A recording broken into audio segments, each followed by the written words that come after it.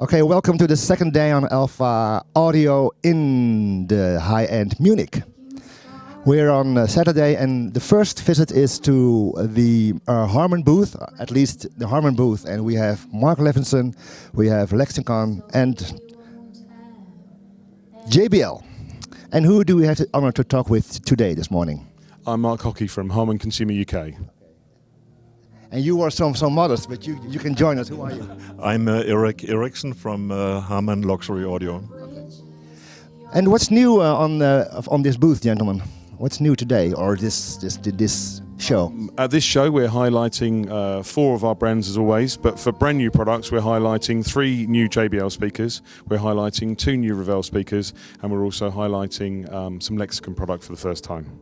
So, and where are you most proud of on this show to demonstrate or to introduce now? I think the most interesting product we're showing this year is definitely the L100, which is a new retrospective-looking speaker that originally came from the 1970s type sort of style of speaker, but obviously the new speaker's got all the brand new materials inside it, it's got all the brand new design techniques inside it, but we've kept the look very much within the 70s. Yes, we recalled, you know, there was a poster of Maxwell, I recall, with a man sitting on a couch blown away by, you know, the orange cubicle speakers. Yes. Were there many people astonished or surprised by seeing it, or did they recognize it? I think, yeah, I mean, there's a certain age of customer that obviously recognises a speaker instantly, but there's also, you know, a lot of audiophile interest at the moment in that type of looking speaker anyway. I think a lot of people at the moment really want speakers that identify with a certain time period and a certain feeling, and obviously we've had a retrograde spec back into analog over the last few years as well, and everyone's really enjoying the look and the feel of that speaker. But definitely, I mean, the audience, young and old, are really enjoying the speaker, not only from its looks, but also from its fantastic sound. Yeah, talking about the sound, what's the difference when we would compare the old one with the new one? Could you expand on that maybe? Well, the new L100 has, as Mark was just mentioning, brand new developed drivers. They are much more accurate, can take even more power, and delivers a more detailed sound quality than ever before.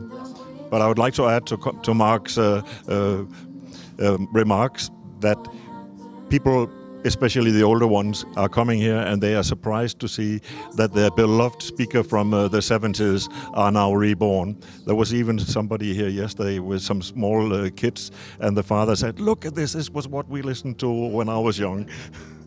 Well, that's what we want, right? We want music to enjoy. And now we were literally blown away by the big studio monitor, and I still don't recall the type name, the biggest studio monitor. Yeah, the JBL 4367. Yes. Yeah. And it's introduced 2 years ago, I think. But introduced around 2 years ago, and it's basically using a 15-inch full range driver and also then a 2.5-inch compression driver. Yeah. And what about it? What can you tell about it more, about the big one, the 43 somewhat? Well, I love them. I'm using an older version myself at home, so I can hear the improvements, and I love the feeling of live sound. Yeah. And not only live sound, but also the correct volume level, which is very difficult for speakers to reproduce. Also the speed. And the speed, that's what we call dynamics, the dynamics. We are at the high-end Munich. Is this high-end or is it not high-end? Oh no, it's definitely high-end. Is it? Yeah, definitely. It's the best of high-end, because high-end means that you get as close as possible to the real natural sound. And it's not only in terms of details, it's also in terms of the volume. The volume the instruments are originally playing. If you can't reproduce that, it's not fun. Yeah, I mean, absolutely. I mean, you know, high-end is different to all sorts of people. Obviously, some high-end people only want to see £70,000-£80,000 products, but what we're saying is we can achieve a lot of those results for a lot lower cost pricing, which is why we're introducing products even at this sort of price level, you know, sort of €2,000 or so, where you're still looking at ultra-high-quality materials, compression drive materials, that give you that real impression of high-end audio and fantastic audio performance, but at more normal price ranges. Does JBL also have an active range on this monitors, or will there be? No. It's all passively driven. So you know, you then go and select your amplifier and your source to make the very best of the whole setup. Price range of let's say the L100, and then the biggest of the studio monitors. So the L100 is going to come in for about €5,000 or so, and the so the 4367 should be about €14,000 to €15,000. A pair. Yeah. And a quick, because this was about the JBLs. What's Revel? Is there some new stuff to talk about? So the latest two Revel products which we're showing and releasing are basically a redo of some current product performer products. The biggest difference is we're now using some very high specification ceramic drivers, and we're also using beryllium in the tweeters now. So what we've done is we've taken an existing footprint and we've really ramped up the whole performance of the speaker to turn it into something completely new. And I was surprised as a musician to see Lexicon here in the consumer audio.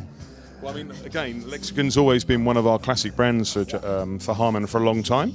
But obviously we've introduced Lexicon from an AV receiver and an AV processor point of view. We showed these models a few months ago at the ISE show festival from a home cinema perspective, but we have bought them because, again, there's a thirst for people to see these products and know that we're actually producing this product again.